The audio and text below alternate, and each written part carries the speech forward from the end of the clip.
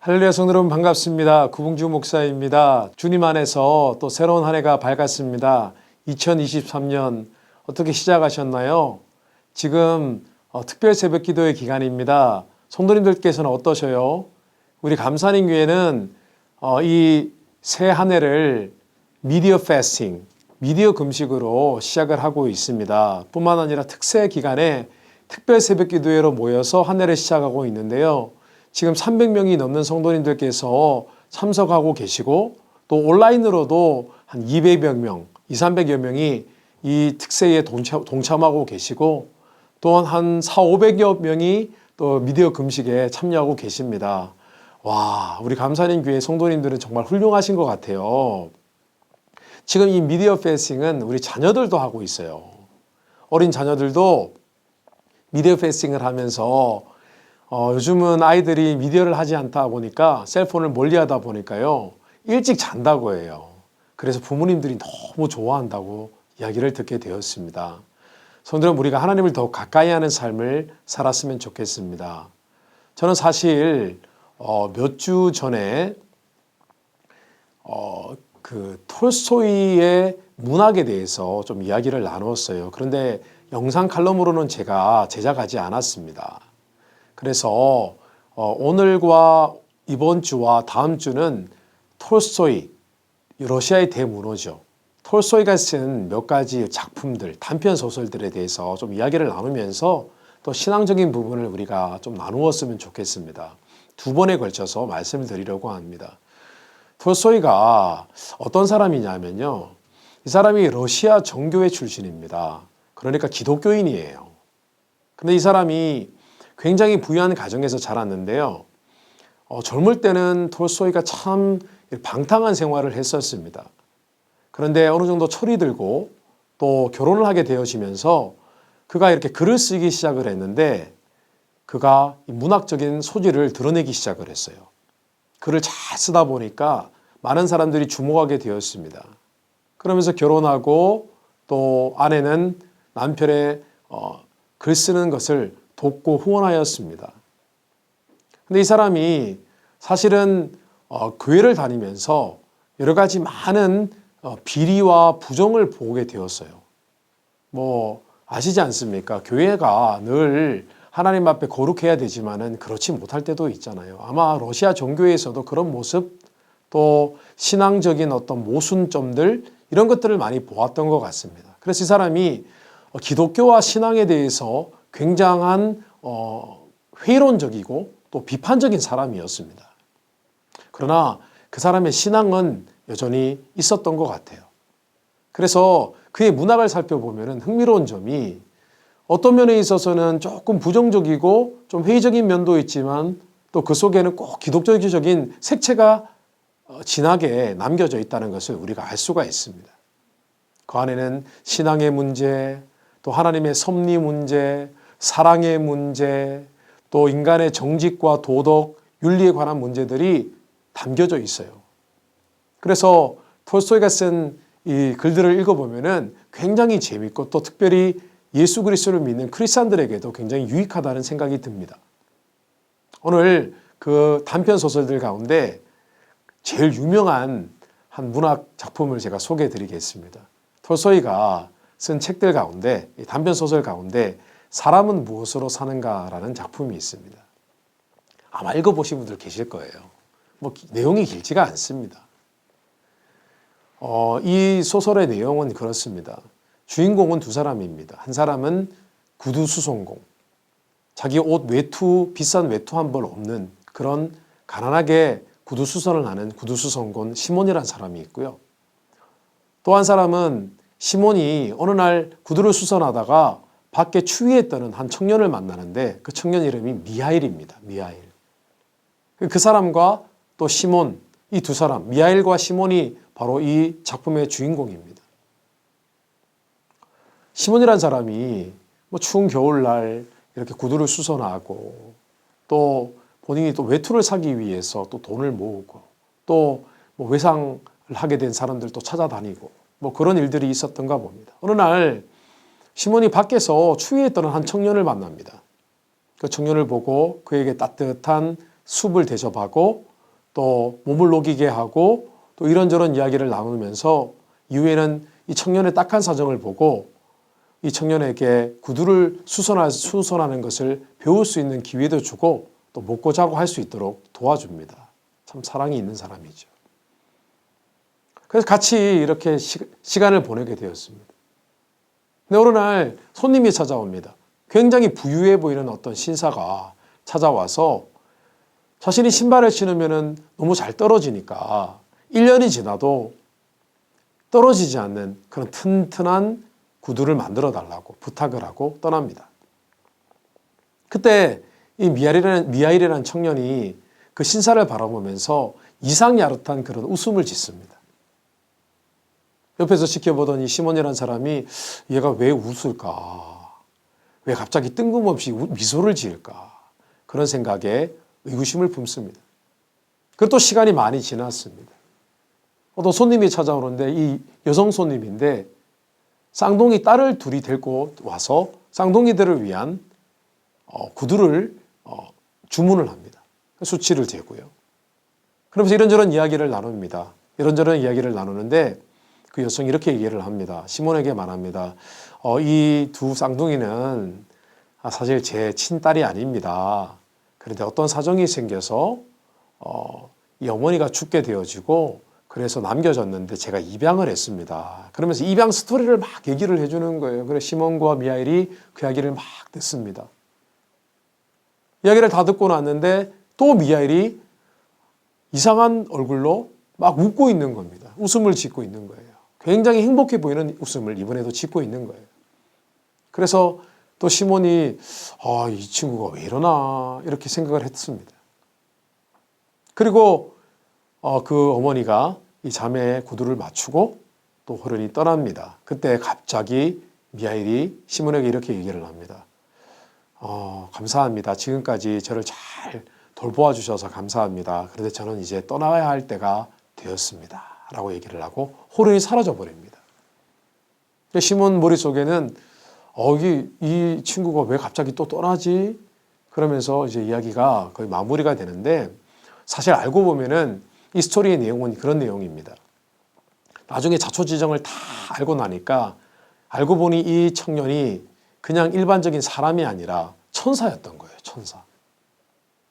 천사였는데 하나님께 범죄하여서 추방당한 이 땅에 세상에 추방당한 천사였던 겁니다. 근데 어떻게 추방을 당했냐 하면은 어느 날 하나님께서 이 천사 미하일에게 직무를 주셨는데 원래 이 천사가 하는 일이 뭐냐 하면은 이제 수명이 다 된 사람들에게 찾아가서 기다렸다가 죽음을 맞이하면 그 영혼을 데리고 하나님께로 가는 그런 일을 했던 사람이었습니다. 뭐 좀 나쁘게 말하면 죽음의 사신이고요. 또 좋게 말하면 그냥 영혼을 천국에 인도하는 그런 역할을 했던 천사였던 것입니다. 근데 오늘 하나님이 지시를 하는데 쌍둥이를 출산하고 쌍둥이 아이를 데리고 있는 어머니의 영혼을 데리고 오라는 그런 명령을 받은 겁니다. 내려가 보니 가정은 못 살고 가난하고 이 어린 자녀들 때문에 혼자서 고생하는 이 어머니의 영혼을 데려오면 이 두 딸이 이 쌍둥이 딸이 어떻게 될 것인가 도저히 그 영혼을 데려갈 수가 없는 거예요. 그래서 하나님의 명령을 어겼습니다. 어기는 즉시 그는 하나님께 후질함을 듣고 이 지구로 추방을 당하게 됩니다. 그가 하나님에 대해서 무언가 깨달음을 얻을 때까지 추방당하는 것이었습니다. 그랬는데 시몬을 만나게 되고 시몬의 사랑을 잊게 된 거죠. 시몬의 사랑, 돌봄 받고 그가 구제함을 받아서 시몬의 집에 거하게 되고 그런데 어느 날 손님이 찾아왔습니다. 신사가 1년이 지나도 떨어지지 않는 그런 구두를 주문합니다. 그런데 시몬이 원래 죽은 사람의 영혼을 거두어 가는 역할을 했던 사람이지 않습니까? 그런데 시몬이 그 신사가 구두를 주문할 때 그 신사 뒤에서 자신과 같이 일을 했던 천사가 있는 거예요. 그러니까 그 뜻은 그 신사의 영혼이 이제는 이 땅을 떠날 때가 된 것입니다.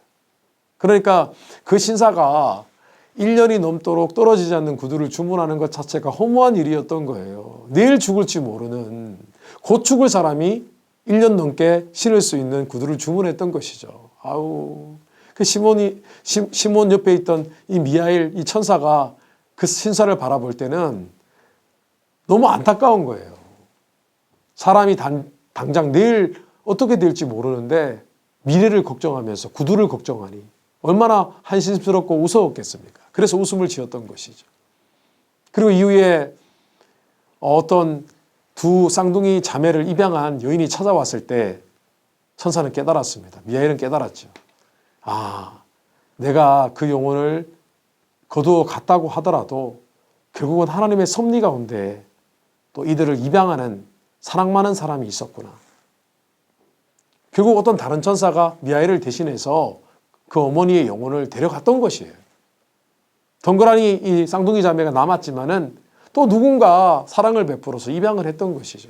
그러면서 이 천사 미하엘이 하나님의 섭리를 깨달은 거예요. 그리고 또 사람의 사랑이 참 귀하구나. 과를 입양하는 사람들이 있구나라는 사실 때문에 흐뭇해서 웃음을 지었던 것이죠. 톨스토이 작품 사람은 무엇으로 사는가? 이 작품에서 우리가 깨닫게 되는 것은 두 가지입니다. 하나는 하나님의 섭리죠. 성도 여러분, 하나님의 섭리 가운데 우리가 있습니다. 하나님의 섭리를 우리가 생각하면은 나쁜 게 나쁜 게 아니고 불행이 아니고 실패가 아닙니다. 하나님은 이미 우리의 삶을 다 알고 계시고 섭리하시고 역사하고 계시는 것입니다. 그래서 우리는 하나님을 신뢰하는 것입니다. 어디든 하나님이 예비하시고 준비하신 은혜와 은총이 있기 때문입니다. 다 끝난 것이 아닙니다. 끝나기 전에는 끝난 것이 아닙니다. 하나님이 끝났다라고 하시기 전에는 끝난 것이 아닙니다. 그래서 얼마나 감사한지. 아마 톨스토이는 하나님의 섭리에 대해서 알고 있었던가 봐요. 그건 믿었던가 봐요. 성도 여러분, 우리가 한 해를 시작할 때 때로는 막연할 때가 있습니다. 세상 경제가 어려워질 거라고 많은 사람들은 생각을 합니다. 그러나 경제가 어려워진다고 다 망하는 것도 아니에요. 예수 그리스도를 믿는 사람들은 하나님의 은혜와 섭리가 있잖아요. 우리는 걱정할 필요 없습니다. 하나님을 신뢰하고 하나님을 의뢰하며 주님 앞에 나아가면 되는 것입니다. 그리고 또 이 톨스토이의 사람은 무엇으로 사는가, 이 작품이 우리에게 주는 메시지는 인간의 사랑입니다. 사람의 사랑은 위대합니다. 아니, 사람이 위대해서가 아니라 사람은 하나님이 창조하신 피조물이기 때문입니다. 하나님이 우리를 창조하셨을 때는 사실 인간이 죄를 짓기 전까지는 완전하게 만드신 거예요. 하나님의 사랑을 카피할 수 있는 능력도 우리에게 주셨던 것입니다. 그래서 때로는 하나님을 믿지 않는 사람조차도 인간의 숭고한 사랑을 보일 때가 있어요. 실제로 그렇습니다. 대표적인 예가 뭡니까? 모성애입니다. 어머니의 사랑은 하나님의 사랑과 비견될 정도로 위대하지 않습니까? 그래서 하나님께서는 우리에게 사랑하라고 말씀을 하신 것이겠죠. 그런데 우리의 인간적인 사랑이 하나님의 은혜와 사랑과 만날 때는요, 더욱 위대한 사랑이 됩니다. 그 사랑은 더욱 숭고해지고 더욱 희생적이고 더욱 헌신적일 수 있다는 것이죠. 하나님 부어주신 사랑을 만난 사람들은요, 자신이 기본적으로 가지고 있는 사랑에 대한 모습보다 더 큰 사랑을 실천하고 경험할 수 있는 것이죠. 성도 여러분, 2023년도는 더 사랑하는 한 해가 되었으면 좋겠습니다. 사람이 무엇으로 살겠어요? 하나님의 은혜와 섭리로 살고요. 그리고 사랑으로 사는 것입니다. 성도 여러분, 2023년도는 우리가 더 사랑하는 한 해가 되었으면 좋겠습니다. 더 사랑을 실천하는 한 해가 되었으면 좋겠습니다. 톨스토이의 작품처럼 천사를 대접했던 시몬의 사랑, 그리고 쌍둥이 자매를 입양했던 한 여인의 사랑, 또 하나님의 섭리를 베푸시는 하나님의 사랑, 그 사랑 기억하면서 우리가 사랑을 실천하는 인생을 살았으면 좋겠습니다. 그것이 남는 것이라고 생각을 합니다. 그것이 우리에게 상급이 되어질 것입니다. 오늘 톨스토이 이야기, 그의 문학작품이었던 단편소설 사람은 무엇으로 사는가를 한번 이야기해 보았습니다. 서로 아마 예전에 읽으셨던 기억이 있으실 거예요. 그러나 때로는 그런 아주 단순한 스토리들이 성경을 말하고 또 하나님을 말하고 또 우리에게 중요한 교훈이 될 수 있다는 것을 생각할 때에 참 감사하다는 생각이 듭니다. 오늘 우리 톨스토이와 그의 작품 사람은 무엇으로 사는가를 나누었습니다. 오늘 구봉주 목사의 묵상은 여기까지입니다. 다음 주에 또 기대해 보셔도 좋을 것 같습니다. 다음 주에도 좋은 작품, 성도님들 예전에 한번 읽어보셨을 법한 작품을 잠깐 소개해드리면서 그곳에서 성경적인 교훈을 찾도록 하겠습니다. 오늘 구봉주 목사의 묵상 여기까지 하고 마치겠습니다. 감사합니다.